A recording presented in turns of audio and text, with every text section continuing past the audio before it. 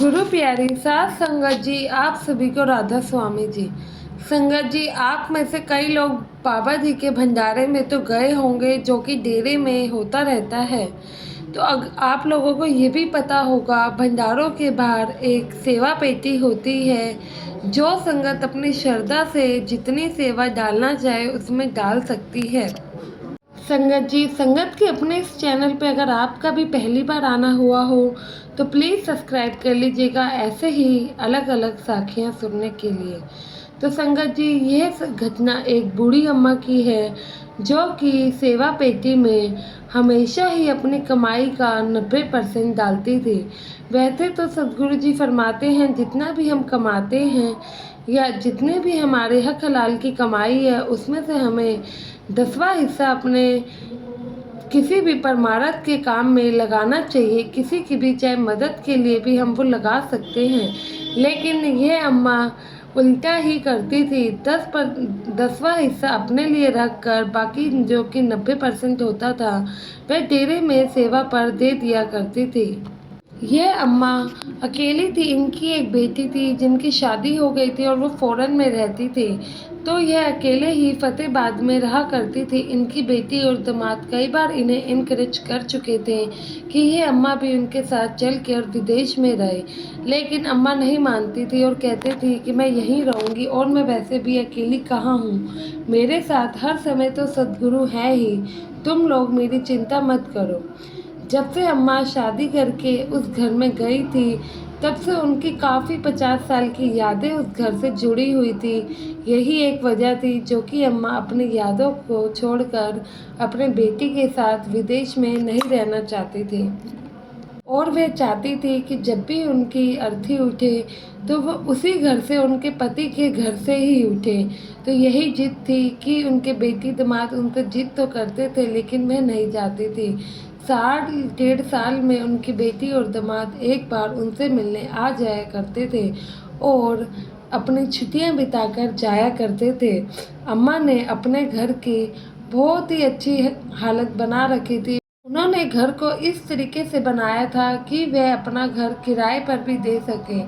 अब अम्मा पेंशन और जो कि उनके घर का किराया आता था, उस उन सब से उनका अच्छा गुजारा हो जाता था।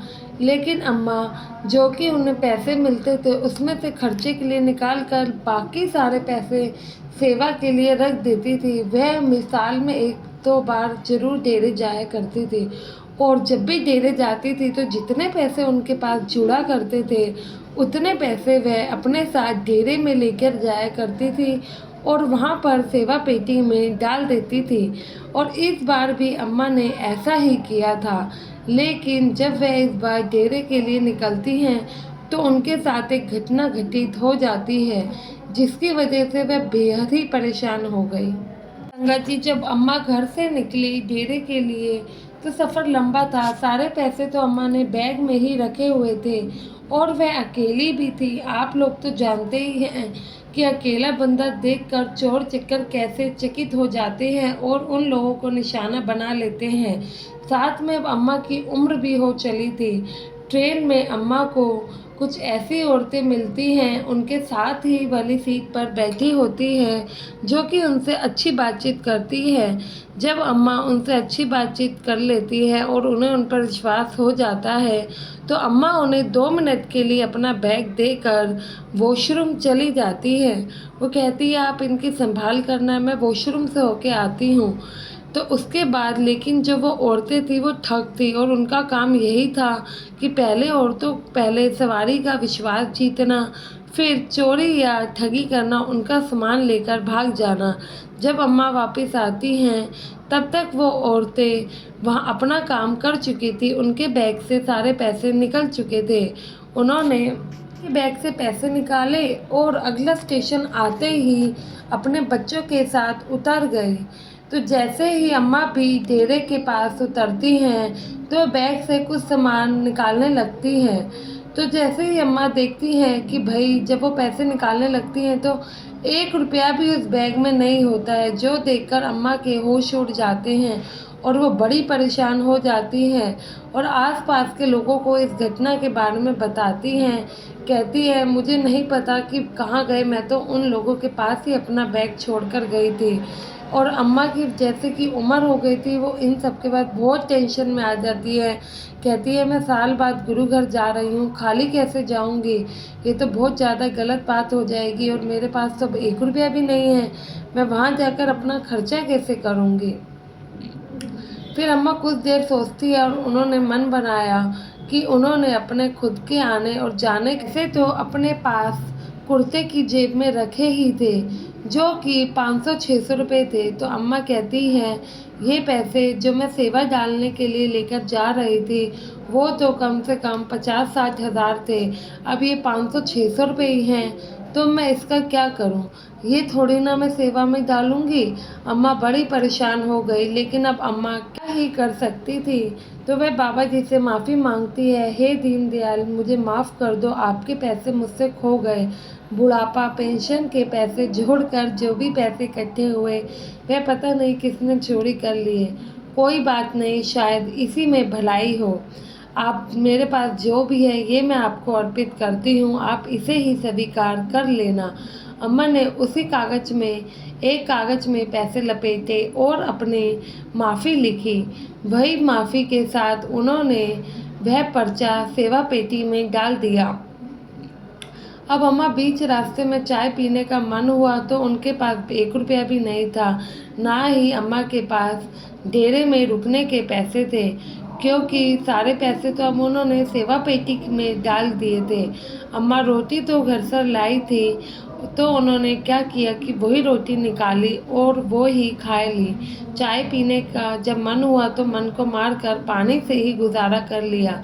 वहाँ भंडारे पर अम्मा जी ने बाबा जी के दर्शन किए और पंडाल से बाहर आते हुए वो पैसे सेवा पेटी में डाल दिए और साथ में अपनी चिट्ठी भी डाल दी, जिन पर उन्होंने माफ़ीनामा लिखा था। पंडाल से बाहर आकर एक शेड में अम्मा आराम करती हैं। अब अम्मा जब भी डेरे आती तो 4-5 दिन तो रुकती थी, लेकिन इस बार उन पर पैसे नहीं थे। जितनी अम्मा से हो पाता उतनी सेवा भी कर लेती।